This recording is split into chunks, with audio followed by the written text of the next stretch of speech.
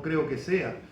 Pero en muchas de estas iglesias donde enfatizan mucho en ciertos dones, vamos a ser honestos, en ciertos dones, lengua y milagro, porque el de servicio, el de exhortación, eso no se toca.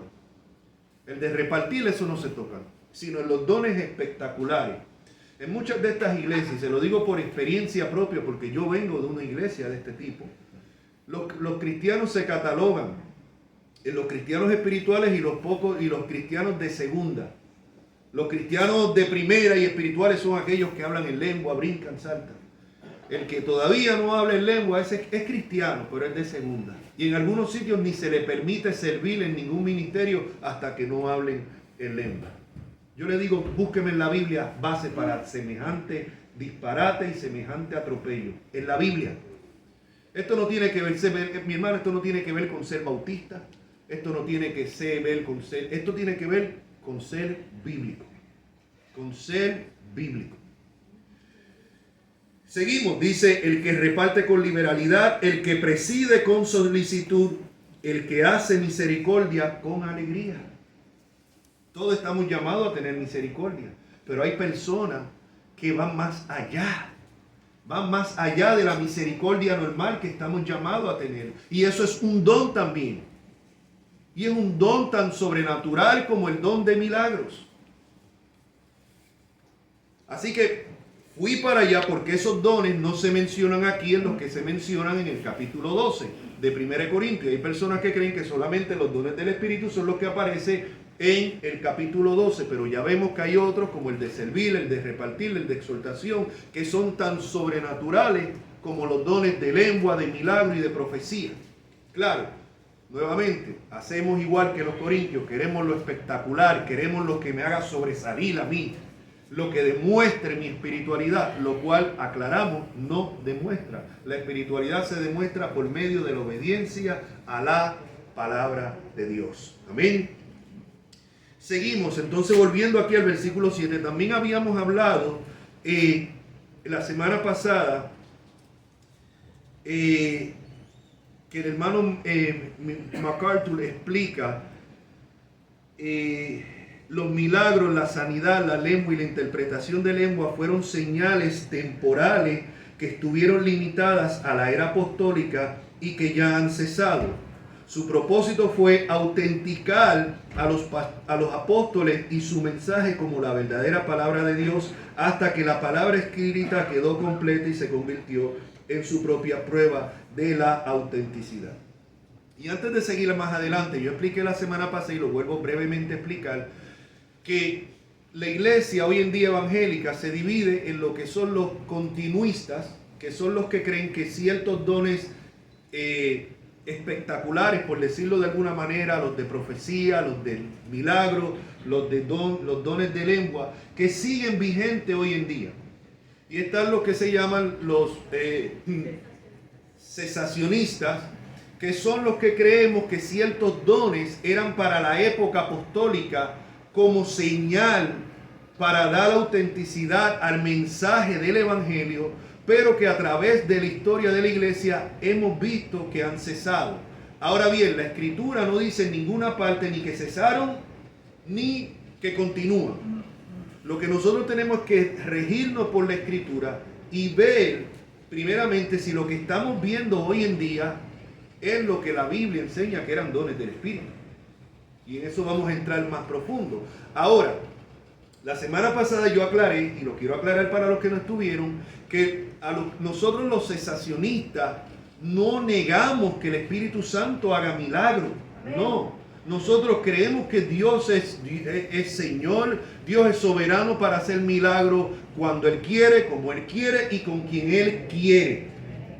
Y eso incluye que si Dios tiene que sanar sobrenaturalmente a alguien de cáncer, de SIDA, Dios es soberano. Y por eso nosotros oramos por estas personas. Si no creyéramos, entonces ¿para qué perder el tiempo? Creemos que Dios en su soberanía. Eso es muy diferente a creer en que una persona tenga el don de milagros. Son dos cosas diferentes. Yo puedo orar por una persona aquí y Dios en su soberanía tiene un plan en especial con esa persona y sobrenaturalmente sanarlo. Y he visto casos así, donde los médicos no tienen explicación para una sanidad milagrosa. Eso no significa que yo tengo el don de milagro, porque ahora vengo yo y me confundo y le digo al hermano Jorge y al hermano Geraldo, bueno, la semana que viene, ¿viste cómo se sanó el hermano fulano que oré? Campaña de sanidad y milagro la semana que viene. Y aquí vamos a anunciar eso y que todo el mundo, porque mira, tengo el don de milagro. Y viene la gente y nadie se sana. Ah, bueno, pero yo no voy a quedar mal. Si no se sanaron es porque no tienen fe. Sí, porque eso es lo que hacen en estos sitios. Cuando la gente no se sana, no es que no tienen fe. O sea, el sanador nunca queda mal. Y eso es lo que nosotros tenemos y vamos a examinar más adelante. Si los milagros que supuestamente vemos hoy en día van a la par de los milagros que vemos en el Nuevo Testamento. Si es el mismo don, tienen que operar igualmente. El Señor sanó ciegos de nacimiento, cojo, paralítico y resucitó muerto. Y si ese don está operando hoy en día, tiene que hacer lo mismo. No me venga a mí que no, estás caminando un poquito mejor, dale. No. El cojo que el Señor, que Pedro y Juan sanaron, al momento salió brincando. Eso no fue que empezó a caminar un poquito mejor y no, sigue. Y aclaro, una de las cosas más crueles se han cometido en estas supuestas campañas de milagros. Sé de un caso de una hermana, yo no sé si la hermana Marta se acordará, cuando estábamos ahí en la calle 8, una hermana que fue a una campaña supuestamente de sanidad de un famosísimo pastor en aquel tiempo argentino, que tenía aquí una iglesia en Miami, y la hermana era paralítica, andaba en un sillón de ruedas. Y la hermana fue allí pues con la esperanza de ser sanada, y ellos, está sanada en el nombre de Jesús, levántate, y esto y lo otro. Y la pobre hermana haciendo fuerza para levantarse y no pudo levantarse. Encima de eso, y lo digo porque ella fue y dio el testimonio, me lo comentó a mí en la iglesia, encima de eso, entonces la agredieron y le empezaron a injuriar, a decirle que parece mentira que usted no tenga fe. Y todo esto en el nombre del Espíritu. Por eso es importante, mi hermano, como dice Pablo, no queremos que ignoréis acerca. Yo me voy a tomar en esto las semanas que me tome, pero yo quiero explicar esto bien, porque hay mucha confusión. Aquí no queremos que ninguno sea engañado, ni que usted se sienta que está en una iglesia muerta porque no hay ciertas manifestaciones, ni que usted se sienta un cristiano de segunda o de tercera porque usted no manifiesta ciertas manifestaciones, como hacen en muchos de estos sitios. Antes de seguir adelante, algo que sí no expliqué la semana pasada. Y yo quiero que usted medite en esto. Cuando usted mira en lo que es la historia bíblica, desde Génesis hasta Apocalipsis, usted va a ver que hay tres épocas en las cuales Dios rompió por decirlo así, lo natural, y son tres épocas en las que vemos como un explotar de milagros sobrenaturales. Tres épocas. La época, cuando usted lee en Génesis, ¿cuántos milagros hizo Abraham? ¿Cuántos milagros hizo José? ¿Cuántos milagros hizo Jacob? ¿Estaba Dios ausente? ¿No? ¿Dónde comienzan milagros que no se habían registrado?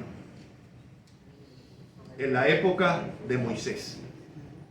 Entra Moisés con una misión nueva de sacar al pueblo de Egipto, y Dios, para dar autenticidad al ministerio de Moisés comienza con milagros que no se habían visto. Anterior de eso, ¿significa que Dios no estaba operando? No, Dios está operando todo el tiempo. Dios no está sentado por allá descansando.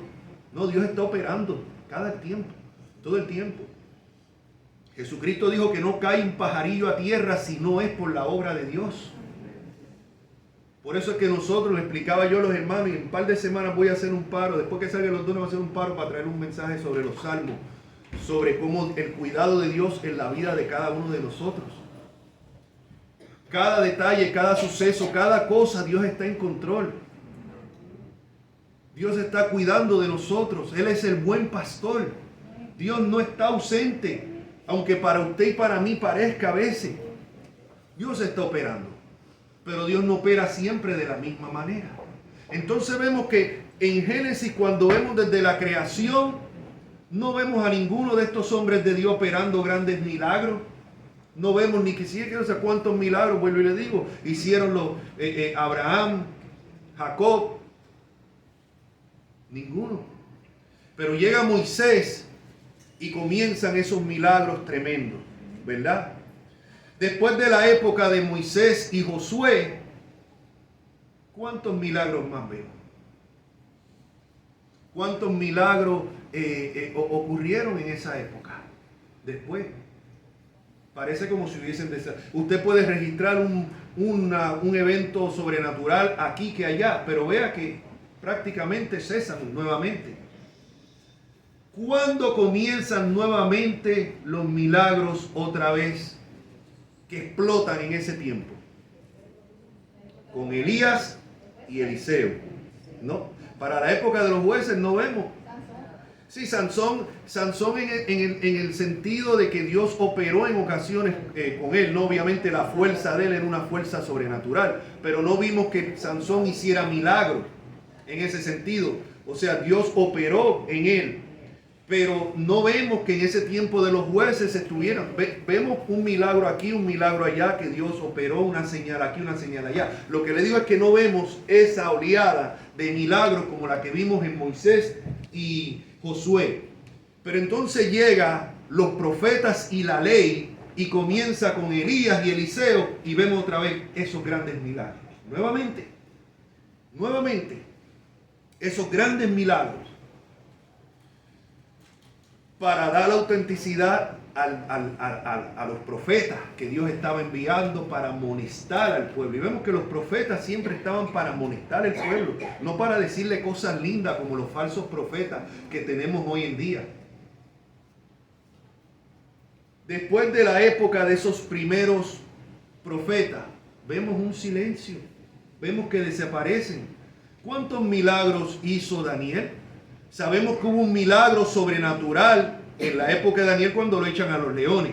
También sabemos que los 3 amigos de Daniel, cuando fueron echados al fuego, milagrosamente sobrevivieron. Milagros. Pero ¿cuántos milagros hicieron ellos? Eso fue en una ocasión aquí y una ocasión. O sea, Daniel murió anciano y en toda su vida tal vez 2 milagros ocurrieron.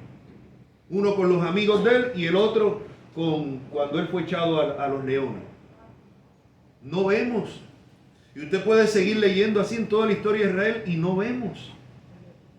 ¿Cuándo explota nuevamente la cuestión de milagros y esa ola de milagros nuevamente? La época de Jesús y los apóstoles. Nuevamente, para dar autenticidad al mensaje de Cristo como el Mesías y a sus apóstoles, sus enviados. Y después que mueren los apóstoles, vemos cómo eso va descendiendo. Históricamente, esto no se trata, esto es históricamente. Y cuando usted empieza a leer el escrito de algunos de los padres de la iglesia, ya para el 2.º siglo, para el 3.er siglo, ya ellos mismos reconocen que esos grandes milagros habían quedado atrás en la época apostólica. Esto no tiene que ver nada con ser bautista o con ser reformado. Esto tiene que ver con la historia. Entonces, les digo eso porque a veces dicen, no, pero entonces tú dices que Dios está ausente. Dios no hace milagros hoy en día. No estamos diciendo eso. Dios continúa haciendo milagros. Dios es soberano para hacer milagros cuando Él quiere, como Él quiere. Otro punto a aclarar, mis hermanos. Otro punto importante. Tenemos que entender que es un milagro y lo que es Dios operando en su providencia. Aclaro, una cosa es un milagro y otra cosa es cuando Dios opera por medio de su providencia. Un milagro es cuando Dios rompe las leyes establecidas por Él mismo. Un ejemplo, si usted sale, se trepa al techo y usted sigue llega a la punta de aquí del edificio y usted sigue caminando como flotando en el aire, eso es un milagro. Eso es un milagro porque se ha roto la ley de la gravedad. O sea, eso es un milagro. ¿Ve? Ahora, usted puede A ver, si usted, le pongo este ejemplo, usted va a un médico, usted tiene una enfermedad grave. Dios puede milagrosamente, oramos, vamos a orar como iglesia por esa persona, que Dios la sane. Ahora, Dios la puede sanar milagrosamente y Dios la puede sanar en su providencia por medios naturales. En ambos casos la gloria es para Dios. Dios la puede sanar, que si esa persona tiene una enfermedad como un SIDA o un cáncer, Dios milagrosamente desaparece ese cáncer. Han habido casos así, yo creo que lo han habido, han dado testimonio. Y eso es un milagro de Dios y la gloria es para Dios. Pero Dios también puede contestar esa oración operando por medio de los médicos.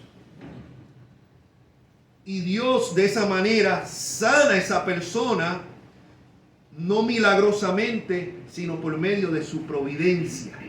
¿Estamos entendiendo? En ambos casos la gloria es para Dios, pero en el segundo caso no podemos decir, ay, el Señor hizo un milagro en mí. No, no hizo un milagro, actuó por medio de su providencia y te sanó, pero no fue un milagro. Ahora, si Dios sobrenaturalmente te borra la enfermedad, eso es un milagro.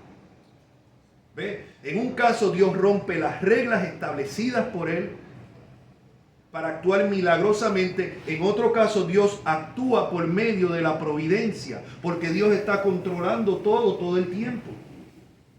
Como puede ser el caso que Dios decida que ni lo sana ni por providencia ni por milagro. Y aún así es para su gloria. Porque esa persona puede glorificar a Dios por medio de cómo esa persona enfrenta esa enfermedad.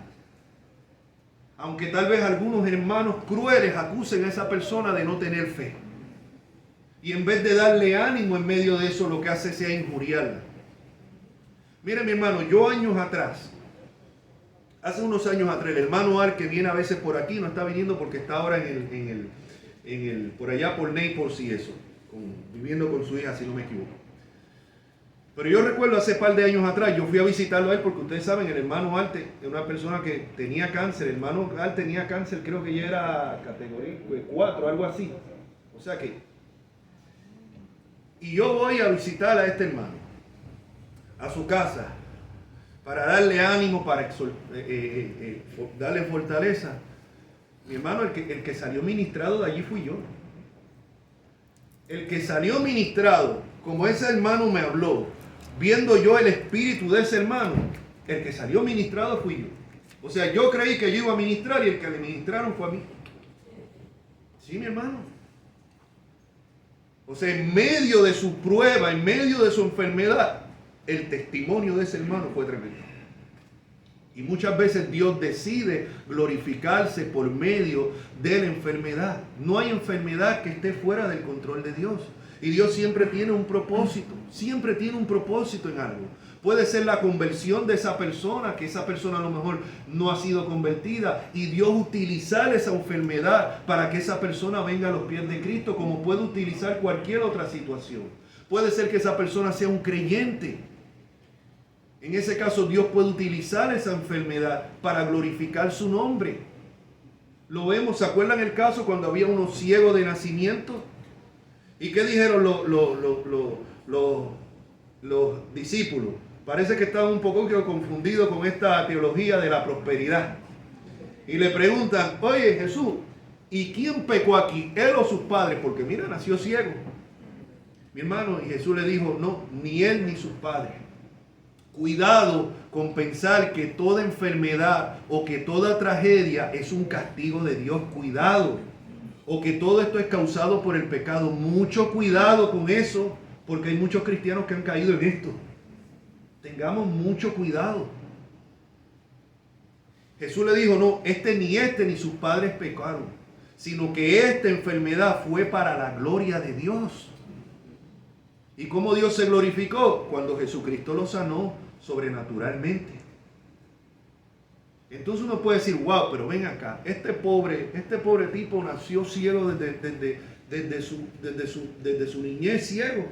Los padres lidiando con ese problema de ese niño, hasta hombre ciego, ¿Y tú me quieres decir que todo eso fue simplemente para que Dios se glorificara en un momento? Pues sí, porque Dios todo lo hace para su gloria. Pero eso a mí me parece algo egocéntrico. Imagínate que yo fuera a hacer eso. No es que tú no lo puedes hacer, porque tú eres un pecador como yo. Pero Dios es santo, santo, santo, que es completamente apartado de su creación. Ese es el problema que tenemos nosotros cuando queremos juzgar a Dios bajo los estándares de nosotros y creer que Dios se someta a la justicia defectuosa y pecadora de nosotros. Por eso hay gente que dice, no, pero es que si Dios de eso, ¿por qué Dios permite? ¿Por qué Dios deja de permitir? ¿O por qué Dios hace? Pero ¿quiénes somos nosotros? ¿Quiénes somos nosotros? ¿Usted entiende cómo funciona el universo? ¿Usted entiende por qué la rotación de la Tierra alrededor del Sol no se mueve una pulgada fuera de lugar? ¿Usted entiende eso? Dios lo entiende y Dios lo diseñó así.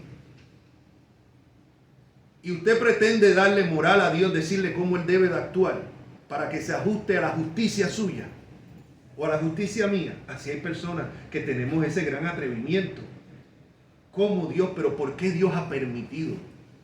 Pero es que usted sabe más que Dios. Usted sabe la posición que usted se está colocando. Cuando a Job le pasó todas las calamidades que le ocurrieron, un hombre justo, un hombre que amaba a Dios, y de repente pierde todos sus bienes, pierde toda su familia, mueren todos sus hijos, finalmente pierde su salud. Y en un momento dado empieza a cuestionar. Y Dios, cuando finalmente le contesta, no le da la razón. Fíjese que usted se lee el libro de Job y Dios nunca le da la razón a Job de por qué le vino lo que le vino. Simplemente le dijo, oye, ¿y dónde estabas tú cuando yo ponía los límites de la tierra? ¿Y dónde estabas tú cuando yo hacía esto? ¿Y dónde estaba? ¿Y qué hizo Job? Mira, mudo. ¿Con qué termina Job diciendo después de esa gran calamidad? De oída te había oído, mas ahora mis ojos te ven. Y muchas veces esa prueba, esa tribulación que estamos pasando es para que conozcamos mejor a Dios, porque a veces si no es por medio de la prueba ni la tribulación, no tenemos esa relación verdaderamente cerca con Cristo. Y a veces Dios utiliza eso, la prueba, la enfermedad, el dolor, la pérdida de seres queridos para acercarnos más a Él. Porque no hay nada que esté fuera del alcance de Dios. Nada, absolutamente nada. Nuestra salud, nuestros hijos, nuestra economía, todo está al alcance de la mano de Dios. Y lo que Dios tenga que quitar, lo quita. Y lo que Dios tenga que mover, lo mueve para el bien de nosotros. Y no lo que usted y yo consideramos bien.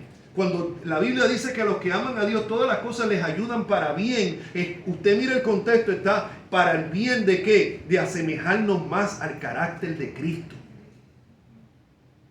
Y muchas veces nosotros no sabemos, nosotros vamos a orar por sanidad, nosotros vamos a orar por alivio. Pero ¿sabe cuál debe de ser nuestra oración final en medio de todo esto? Señor, que tu nombre sea glorificado al final. Señor, que tu propósito se cumpla en medio de esta enfermedad. Que tu propósito se cumpla en medio de esta tragedia. Señor, sabe lo desanimado que estoy. No tengo ánimo, no tengo fuerza. Estoy deprimido, me siento caído. Pero que tu propósito se cumpla en medio de esto. Esa debe de ser nuestra oración. Oramos por alivio, oramos para que el Señor restaure su salud, oramos para que el Señor restaure su economía si está mal económicamente. Oramos porque el Señor restaure su situación familiar. Oramos por todo eso. Pero primeramente oramos para que el propósito de Dios se cumpla en medio de todo esto. Porque Dios, mis hermanos, siempre tiene un propósito. Siempre. Siempre. Dios no hace cosas a lo loco. Dios no hace cosas a lo loco. Dios siempre tiene un propósito en todo lo que ocurre. Dios siempre tiene un plan. Siempre. Aunque usted no lo vea, ni yo tampoco. A veces no. No lo vemos. En una tragedia, ¿dónde vemos el propósito de Dios en eso? En la muerte de un niño, ¿dónde vemos el propósito? No hay cosa más dolorosa que la muerte de un niño. A mí me ha tocado ir a un funeral de un niño. Dicho sea de paso, del hermano, del nieto, del hermano Tuero. Un niñito de 2 años me tocó ir. A mí se me agarró el corazón cuando yo llegué allí. Yo no creía que iba a tener ni fuerza para hablar. ¿Qué propósito puede tener Dios en eso? Pues sí hay un propósito. Aunque yo no lo entienda. Aunque yo no pueda ver la mano de Dios en eso, la mano de Dios está en eso. Dios en todo tiene un propósito, mi hermano. Recuerde eso. Recuerde eso. Y tenemos que orar que en medio de la prueba que sea, el nombre de Dios sea glorificado. Entonces Dios sí puede sanar milagrosamente. Dios sí puede cambiar su situación milagrosamente o por medio de la providencia. Y oramos por eso. Pero al final, lo más importante es que el nombre de Dios sea glorificado. Que el propósito de Dios se cumpla por el cual Él envió esa prueba. Eso es algo que los milagreros de hoy en día no le van a explicar. Porque según los milagreros de hoy en día, no, la voluntad de Dios es que todo el mundo esté sano siempre. Vamos a ir más adelante en la próxima semana, pero acuérdese, Timoteo tenía una enfermedad del estómago. ¿Y qué Pablo le dice? Timoteo, reclama tu sanidad. Le dice eso Timoteo. ¿Y a cuántas personas no fueron sanadas por los milagros de Pablo? Pero ¿y por qué Pablo no le dice reclama? Acuérdate, Timoteo, que por las llagas de Jesús tú fuiste sanado. Así que declara sanidad, declara que el estómago está sano. Eso es lo que le dice Pablo. ¿No? ¿Qué le dice Pablo? Mira, toma vino. Toma vino. Por causa de tus enfermedades del estómago. Porque el vino tenía de esos curativas. Y el agua era muy mala en ese tiempo. Y entonces empeoraba la situación. Pablo le da un remedio normal. Hay a otro de los ayudantes